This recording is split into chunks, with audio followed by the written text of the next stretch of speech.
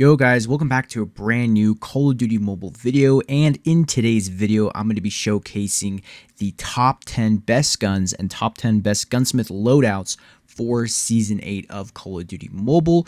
So obviously, you guys know me, this is sort of how I like to use my layout. The only things that have changed are some of my score streaks and my perks. So for ARs, you'll be seeing me use Agile a lot, and I think it's honestly a much more rewarding perk than lightweight for ARs. So, for me, I just want to aim down sights faster, so this perk helps me out a lot with some of the guns that I prioritize a little bit more with accuracy. But obviously, I have these list of guns, not really necessarily in like order from best to least best, but I just have them in here as random. But these are the top 10 best guns for sure in Season 8 of Call of Duty Mobile this season. So without further ado, let's go ahead and get started.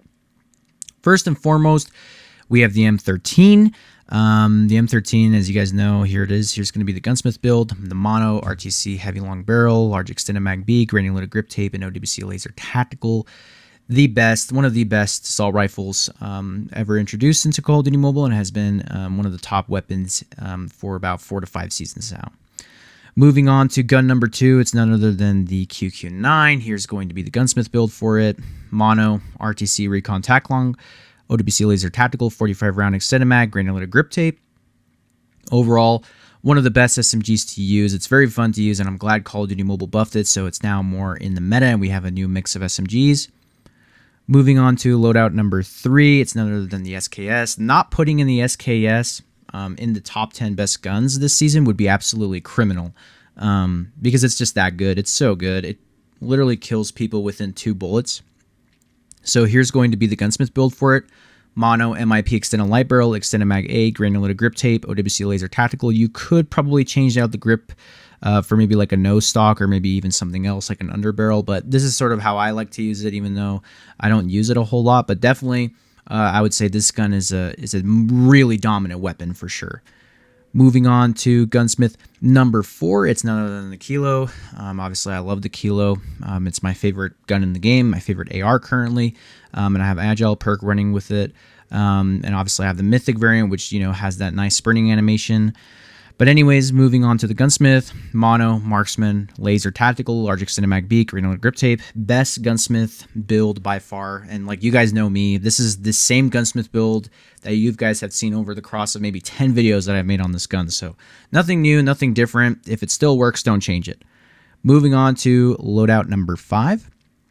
The Holger. Now I have the Holger in here because I kind of needed like an LMG, right? So if we think about it, the LMGs currently in the meta, I would say that the Holger is really good this season. I have used it for a few games, and I can safely say that wow, this gun, honestly, it's still really good. If Call of Duty Mobile ever buffed it again, it would definitely be a very dominant weapon as well. So just go ahead and give this Gunsmith build a try. Mono, MIP light barrel short, classic red dog, granulated grip tape, OWC laser tactical. I really like it.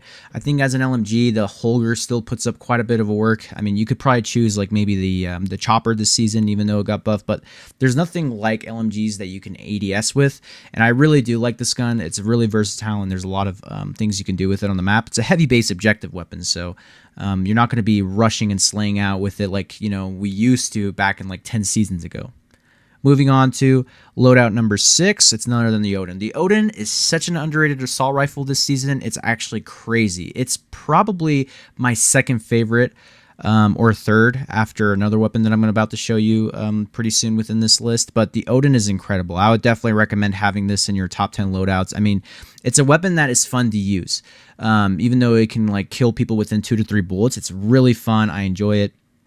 And it's nice to give yourself a challenge. Like, even though we have repetitive meta and the meta gets boring fast, you want to have a mix of guns in your loadouts that you can actually be like, okay, you know what? I'm just going to go in game and challenge myself and see how well I can do with the weapon. And Odin is one of those guns, and it can be really good if you master it. So here's the Gunsmith build I definitely recommend for it. Mono, classic red dog, granulated grip tape, the 12.7 by 55 duplex ammo, and the OWC laser tactical. What makes this gun really good is the ammunition. You need this specific ammunition. Without this, the gun is basically horrible. And if you use any other ammos, magazine attachment, the gun isn't gonna perform as it should, right? And obviously, if you have the mythic variant, bravo to you, because obviously using the iron sights on this Odin, on a default Odin skin, is really bad. So with this version, with this Gunsmith build in particular, use a red dot sight. It'll save you the hassle. Moving on to loadout number 7. Now, loadout number 7 is very interesting. I have the swordfish in here, and I never thought in a million years that the swordfish would be good. But as you guys know, that the swordfish was probably the most buff weapon in Season 8, right? And I was thinking to myself, well, okay, let's see how well it actually does this season. I've been playing with it. It could very well be the second best AR in the game or third best AR in the game for sure.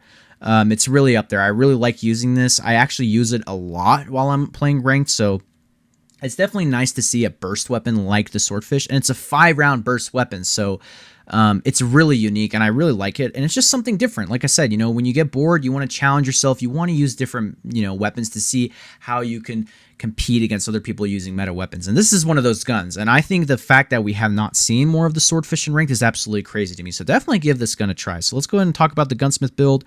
Mono, Ranger, Classic Red Dot, OWC Laser Tactical, and Halberd Mag. You want to use the Halberd Mag for sure, and you want to basically max out your range and your monolithic with the Ranger, and obviously with the silenced muzzle. So, and you want to use a red dot. I would not recommend using the built-in reticle for this gun because it's not good. It really hides your peripheral vision. So having a red dot is allowing you to see full, 180. And so, yeah, I would really recommend. I think this Gunsmith build is the superior one, and honestly, I can't wait to see, you guys try it, and let me know your thoughts, below on this weapon, in the comment section. I have not seen a lot of people use it. I've been using it a lot. I mean, hopefully you guys give this a try, and let me know what you guys think. Moving on to Gunsmith number 8 is none other than the Peacekeeper. This obviously has to be here. The Peacekeeper is also, top 5 best AR in the game currently. It's really nice to use. Like I said, a lot of people don't really use it that much, but I mean, it's kind of up there. Let's go and talk about the Gunsmith build, right?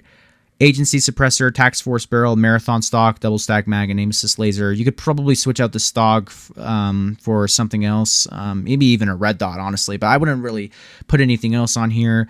Maybe an underbarrel. I don't know.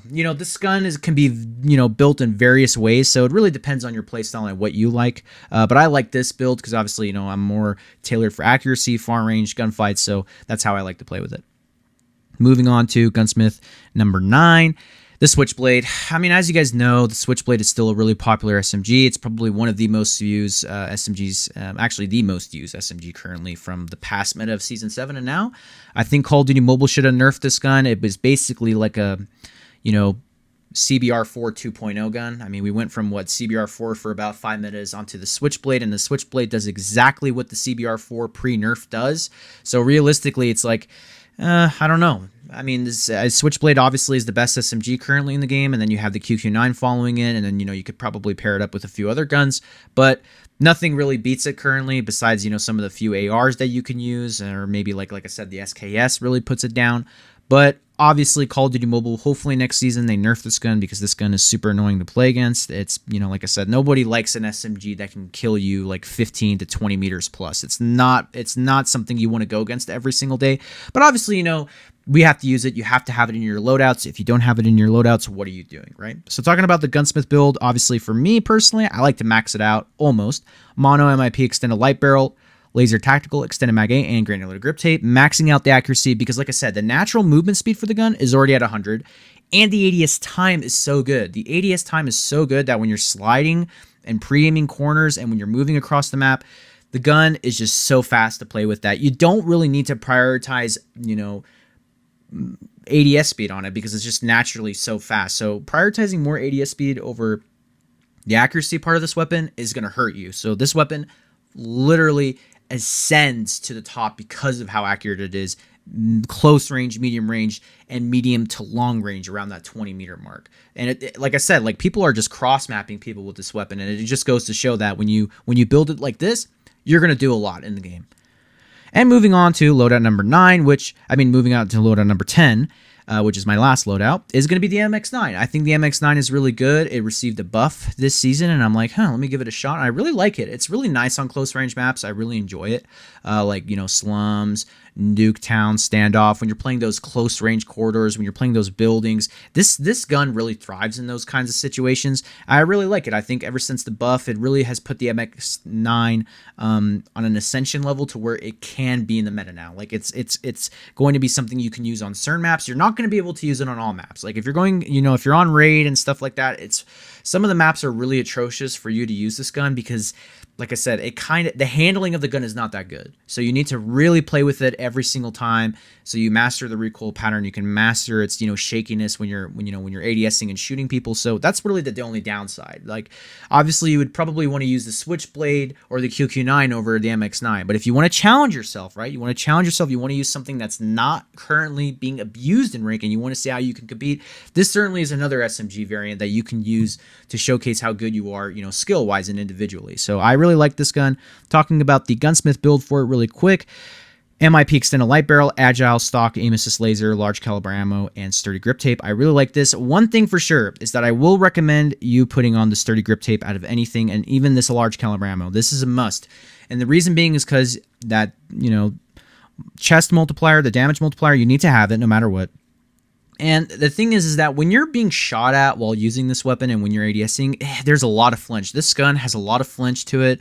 When you're using it, you want to make sure you negate that as much as possible so you can remain pretty accurate when you're taking those medium range gunfights, because close range is no problem. It doesn't matter if you're being shot at close range, but when you're taking gunfights at medium range, you need this negating flinch, that negative 45% negating flinch factor, because like I said, your aim is just going to go all over the place, and it's really hard to play against people that are using M13, the Kilo, the SKS, because you want to negate flinching as much as possible, and you want to be able to reposition quickly and correct your aim when you're mid gunfight, right? Because you don't want your aim to be shaking. So these are two must-have attachments. Any other attachment on here you could probably change, or the 3 other attachments. But yeah, MX9 really good this season. Make sure to give it a try. Let me know what you guys think, and that will be it. So that is going to be it. That is going to complete the full list of the top 10 best guns and best gunsmith loadouts for Season 8 of Call of Duty Mobile. Let me know your guys' thoughts down below in the comments section, letting me know what's your favorite gun this season, what do you like to use, what's your ideal loadout.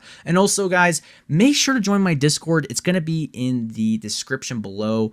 Come in there. We have gunsmith build recommendations and things like that, and you can honestly keep up with me and ask me questions regarding the game and the meta, and I'll be happy to answer you. Please leave a like. It helps out the channel a lot. And if you're new to the channel and you made it this far, please subscribe. It would really, I'd really appreciate it. And let's get to 10K subs by the end of the year. All right, guys. I'll see you guys the next one. Peace.